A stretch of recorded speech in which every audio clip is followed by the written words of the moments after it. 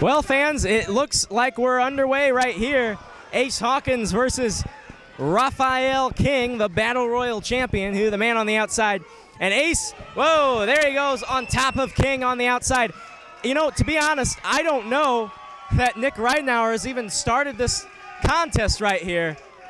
He has not gotten both men to a neutral position to even start this thing. It's a non-title bout, of course. A Battle Royal championship cannot be on the line in a match that isn't a Battle Royal. Do I have to spell it out? Maybe. Hey, Air Hawkins coming up here maybe. Ace. Oh, no. Oh, no. Way too early for Ace Hawkins.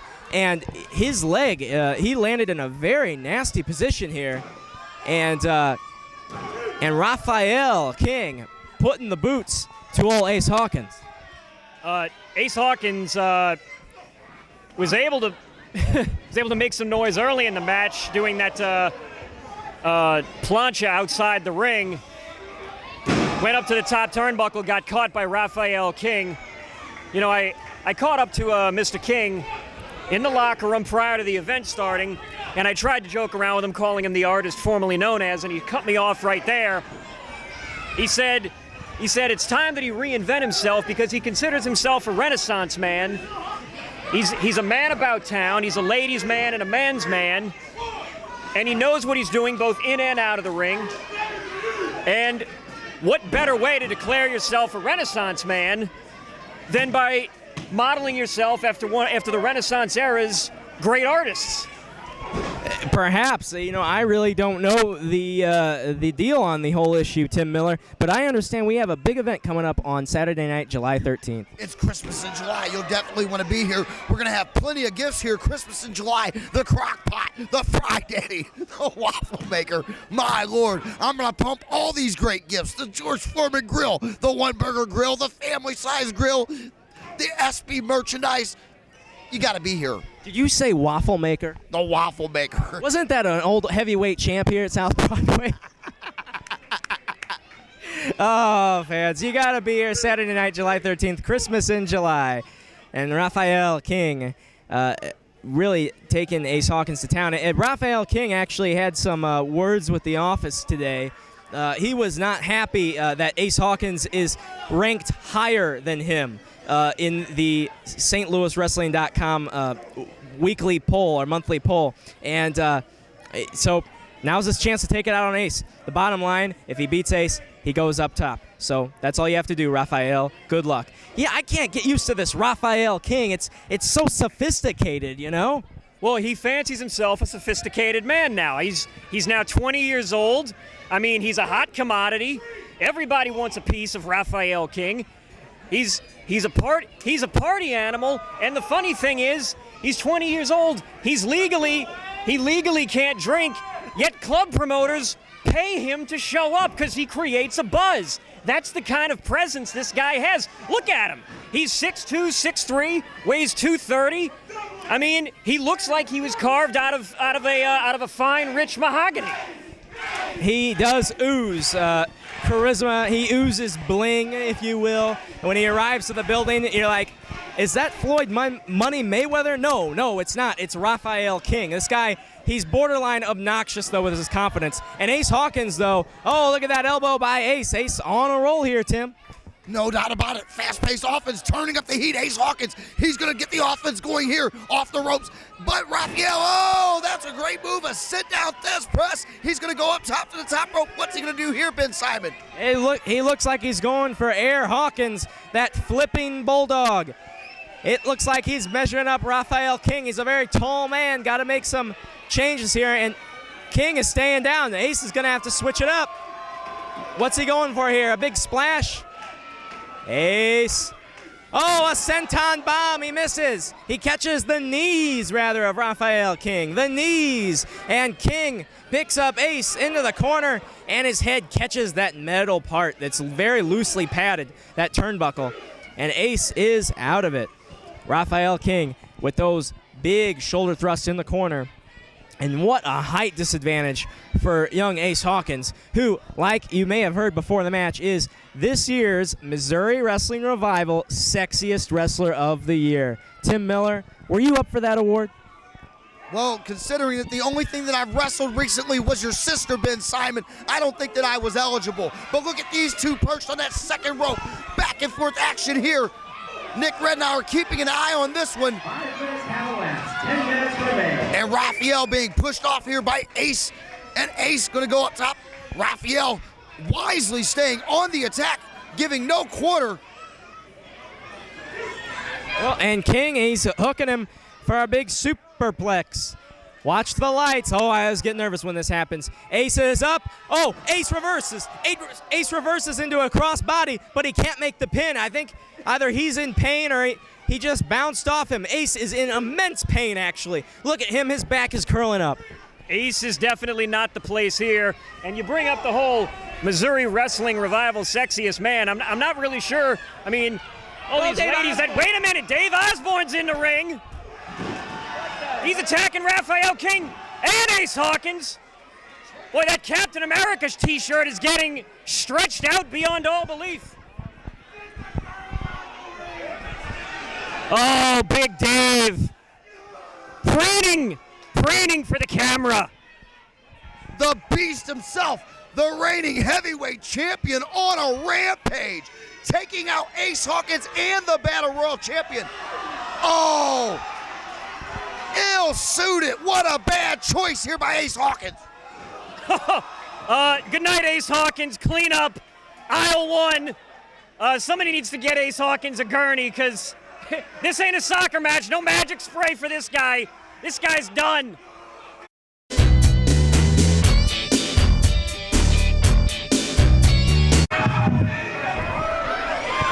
Well, fans, you tuned in to see a wrestling match, and you might get a side of a striptease on this one. Jay King has the unfortunate role of refereeing the latest Flaming Freddy Fury match here, and young Andrew Wilder on the right, the unfortunate individual in the black and white. 147 coming in against 248 from allegedly the nearest bedroom. I can't even say it. Flaming Freddy Fury, Tim Miller. At least now we can dispel the rumor that Flaming Freddy Fury is Brian Kelly in disguise. They're together in the same spot. Very good point. They were never here at the same time. Quite remarkable. Sean, what do you think of this Flaming Freddy Fury cat? I don't know about you, but I'm really hoping that we can get a power bottom chant going here from the crowd. I mean, hey, you know, here's the thing. Here's what I like about Flaming Freddy as a wrestler and a competitor in general. Take whatever you got, shake your moneymaker as the song goes, but play up to your strengths. And hey, if he's Flaming Freddy, use that as a weapon. And he is. And it's distracting to an opponent. So anything you can do to gain an advantage in the squared circle, I'm all for it. And the man wears a mask, and we've talked about it before, just ad nauseum. So I'm going to spare you that bit. But what I will say about Flamin' Freddy Fury is because he wears a mask, we don't know what his real life is even like. I mean, this guy could be a conservative redneck, cowboy wearing fool, drinking his Bud Light. Nothing against Bud Light, but, you know, out there out west or down south. But he wears a mask, he comes here. It might be all psychological. We don't know. And look at that. Wow. Look at the moves on Fury, slapping that chest of Andrew Wilder, and he's going to... He's spanking him, taking him out to the woodshed, Tim. Spanking him, sending him to the outside, fans. Don't forget, Wrestling returns Saturday night, July the 13th, Christmas in July, gifts galore. You don't want to miss it on Saturday night, July 13th, right here at South Pro Athletic Club. There's a Fry Daddy involved, too. That Fry Daddy. Fry Daddy. It's all July 13th here, Christmas in July. And Flamin' Freddy Fury, he's like a character from Sesame Street that teaches you the letter F. There's so many F's in his name. It's very alliterative, yes, Ben. I don't know what end of Sesame Street he's coming from or he hails from, but I don't know, maybe he's hanging out with Bert and Ernie. I have no idea. But there's speculation they are. Well, speculation. I mean, you know, hey, far be it from me to speculate too far here. But Flaming Freddy there taking an elbow, going down hard. No pun intended there. Andrew Wilder, he's got to capitalize here. Knee to the back.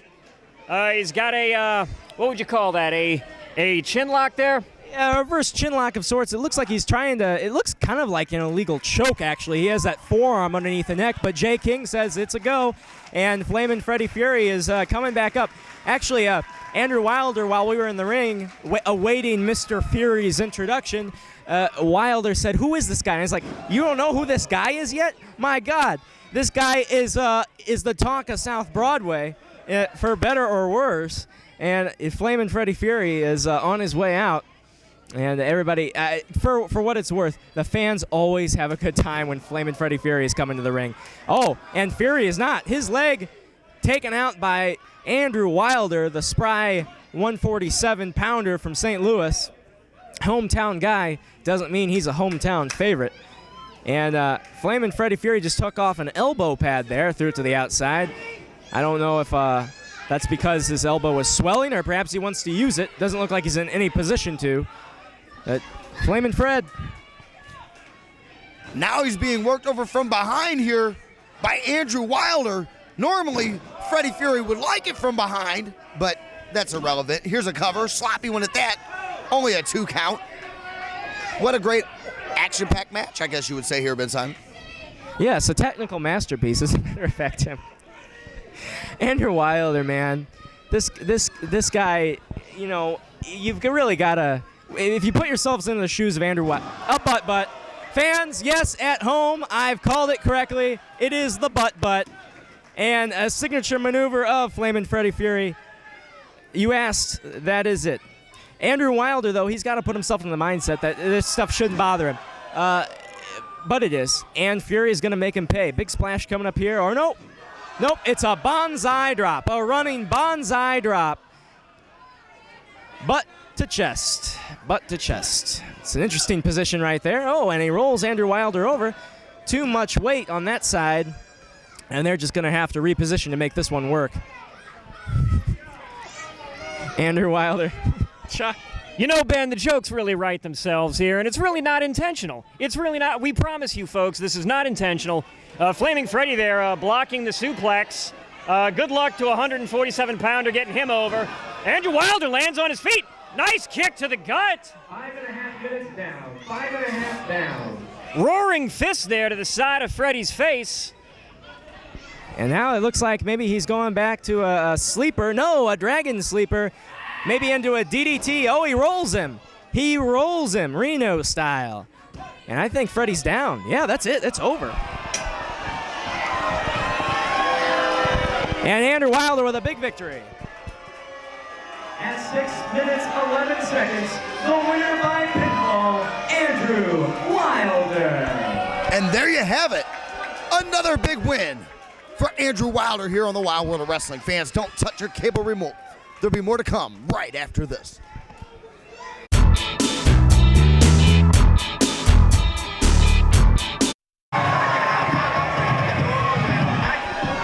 And Mephisto wasting no time on the attack, smacking Jamal Swagg.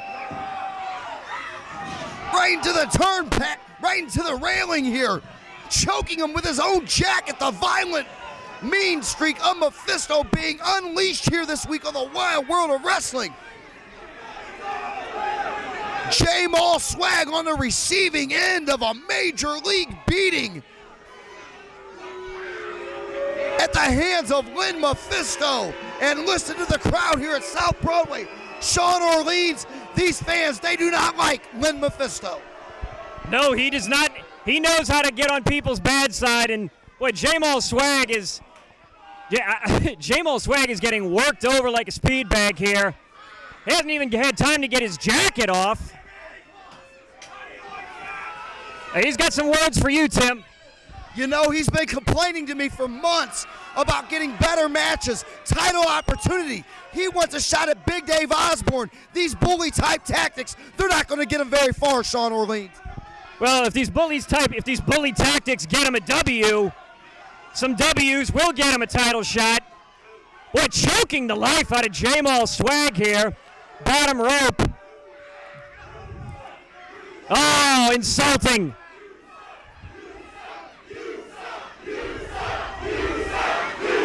Not looking to make friends here at the South Broadway Athletic Club. No question, he doesn't care about friendships. He doesn't care about sportsmanship, fair play, honesty. Ben Simon, he's just out to brutalize this kid. Lynn Mephisto is the man who a couple of years ago got escorted out of here by police. And he's back and he's skirting on thin ice again, this man. He comes out here and just mugs Jamal Swagg. I don't know what kind of backstage heartache he's been feeling, but this is just reprehensible. I can guarantee you Jamal Swagg didn't do anything to deserve this one. This is definitely not what Jamal Swagg was anticipating. He wanted a wrestling match, and he got thrown into a train wreck. Indeed, and look at how the young man's trying to fight back. He's only been at South Broadway a few months, has Jamal Swagg, but man, just being attacked. I don't know if you guys saw that, but he hit that guardrail hard when Mephisto hit him from behind. I was up close, and I was just like, oh, my God. It's just that words really, I'm having a hard time describing it, Sean. He came close to knocking out a few of his teeth, and let me tell you, Jamal Swagg does not have that many teeth left to lose. Mephisto out for blood here. Jamal Swagg has got to think of something. That's something right there. And this crowd goes nuts. They're going bananas here. Hard Irish whip to the turnbuckle, to the rope. Nice clothesline by Swagg. And Swagg now, he still has his coat on, his ring jacket. And he's taking Mephisto to town here. Whoa. Oh, and Mephisto has to take a breath outside. Fans, July 13th, it's Christmas in July. Come win prizes, crock pot, a Fry Daddy, a waffle maker, 2 George Foreman grills, and Cardinals merchandise. That's Christmas in July, Saturday night, July 13th, right back here at South Broadway. Tim Miller, man, look at this. On the chase, Jamal Swagg finally getting the offense to go in his direction, taking it back to the center of the ring. Jamal Swagg, front face lock here. He's calling for the end. Lynn Mephisto with the big shots to the midsection. What's he going to do here? It's a roll-up and a hook of the tights. He's going to steal it. Oh, wait a second. Whoa. Can we show that? Can't hear that on television, Tim.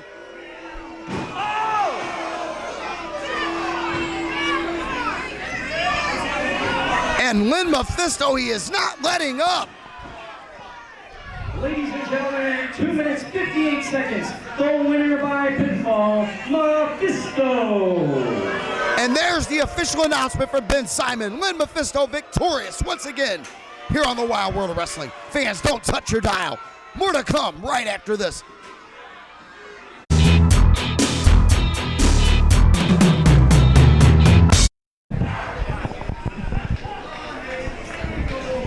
Welcome back to the Wild World of Wrestling. I am Sean Orleans, joined here on commentary by Ben Simon. We got the television title up for grabs. Brian James against the Webmaster Stevie K. And Sean, this is an interesting matchup here. Brian James is the brand new TV champion after he defeated it's just production, Stevie. I'm sorry, you know. Anyway, playing to the wrong side of the ring. My goodness. Webmaster Stevie K going a big step up here tonight for him. This man is challenging for the TV championship, and really what has become a stepping stone to the heavyweight championship currently held by Big Dave Osborne. And Brian James won that title last month right here at South Broadway Athletic Club against Jimmy D in a no disqualification match that was pretty hectic, and it was one of those things where chaos was in, common sense out the window, and any man could come out of that with the title. And it was indeed the man who goes by the Bomb, Brian James, and he's exploding on Webmaster Stevie K right now, Sean. Brian James, nice flying back elbow there. Gets a 1 count there on Webmaster Stevie K. And you may look at them and think physically that it's going to be a one-sided affair. Oh, nice spinning neck breaker there. Now, you may look at them and think it's going to be a one-sided affair just looking at them physically. Webmaster Stevie K possesses a lot of strength. You saw him push Brian James off of him in the near right corner at that first tie-up. Clubbing blows to the back brings Brian James to his knees. Big boot to the chest. He is nothing to laugh at. Nice double axe handle to the back. And indeed, fans, keep in mind this match, just like the others on the card tonight, is a 15-minute time limit. Because it is the TV championship, historically, TV time remaining 15 is a nice little number. And so just the same as the undercard, 15 minutes for these two men. And Webmaster Stevie K in the past, believe it or not, has pretty good stamina for a man his size. And Brian James as well, but look at the man, he's chiseled. 225 pounds of muscle right there in the flames. And Brian James getting those double axe handles taken to him by Webmaster Stevie K, the master of the Power Glove Hadouken of Street Fighter fame. I don't know if you've seen him use that devastating shot to the gut. No, I have not seen him use that move. I don't know if he's had a chance to in the few matches that I've seen of him. But again, nothing to laugh at. Well, I mean, to be honest, I think there's a little something to laugh at. The guy is virtually wanted by his former clients out in California. That's why he's in St. Louis. He made a bunch of websites, and then he stopped making them and collected a lot of money on the side. That's the word on the street. That's what I've heard.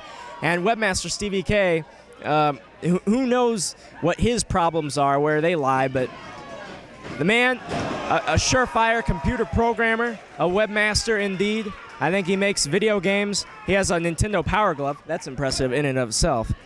And he kicks out at 1.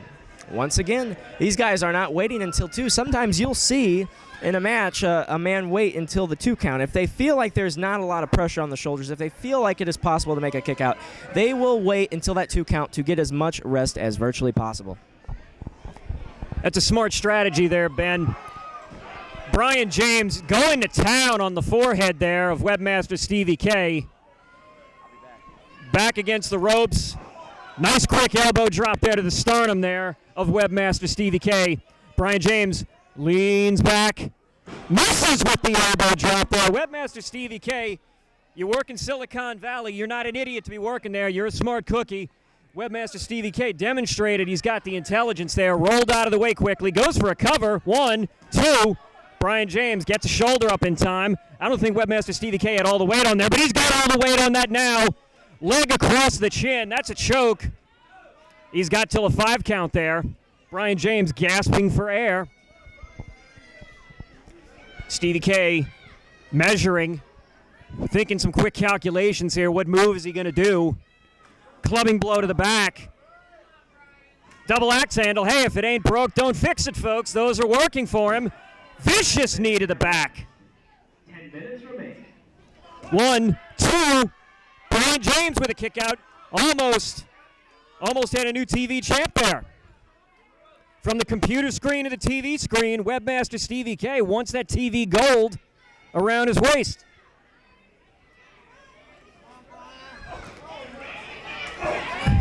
Punch and slaps to the gut. Those are legal. Schoolboys him over the tip. Only gets a 2 count. My apologies, not a schoolboy, a sunset flip. I pride myself on getting my terminology better, folks. I do have my big book of wrestling at home. I didn't bring it with me. Sorry.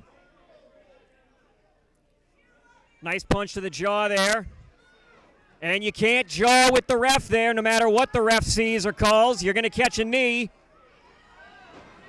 Submission hold there. A full Nelson with the legs. Webmaster Stevie K is the innovator. Holding the wrists back for added leverage. The crowd trying to get behind Brian James, trying to will him to get out of this. I don't know how you can. Leans back, 2 count, forcing Webmaster Stevie K to relent. And that's actually the best thing to do. Force him on his back shoulders, because he was not going to be able to let go of that or get out of that hold. Shoulder to the gut. Nice uppercut there. And again.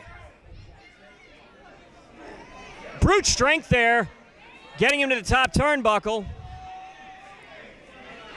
Ben, I don't know what Brian James is going to go for here.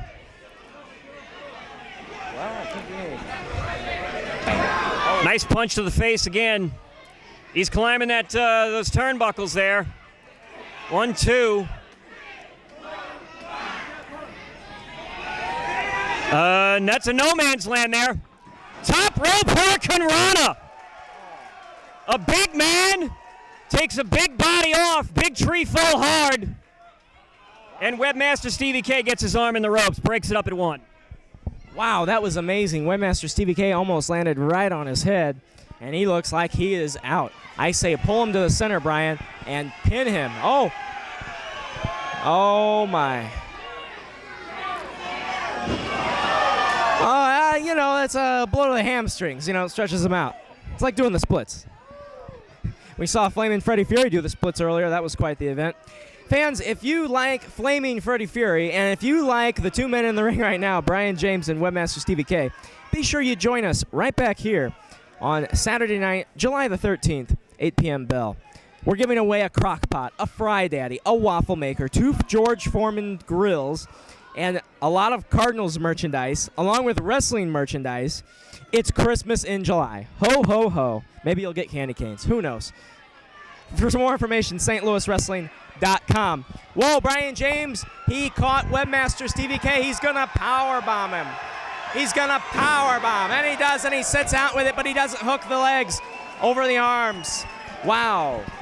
That is a raw display of strength there, and Brian James deserves a lot of credit. The ref administering the double count. Stevie K could be out right now. Brian James is the only one showing any movement here. If he rolls over and covers him, oh, now Stevie K. We got a pin. 1, 2. Stevie K lackadaisically kicks out there. Brian James has got to think of something and do it fast. Well, the fact that he was able to kick out so carelessly and effortlessly lets you know that Brian James needs to work harder on his pin covers, Tim Miller. What a match this has been for the television championship, and there's Stevie K with the big takedown. This could be the big opportunity that he needs, covering his man. Oh, very close pin. And indeed, Webmaster Stevie K definitely looked at as the underdog in this bout against the TV champion Brian James, the man who holds the flagship for the TV show Wild World of Wrestling. And this, if I'm not mistaken, if he were to win here this evening, would be the very first title held by Stevie K outside of Nintendo Pro Wrestling. Yeah, I don't even think they had titles in that game, Tim. Oh, look at that. He dropped him right on his face. Well, you can kiss those title aspirations goodbye. And he kissed the mat. It's over. Ben Simon with the official decision. At 9 minutes, 54 seconds, the winner by pinfall, and still the Wild World of Wrestling television champion, the Bomb, Brian James. And listen to this capacity crowd. They love Brian James here at South Broadway. They love him everywhere for that matter. Fans, don't go anywhere. More MMWA Wild World of Wrestling to come right after this.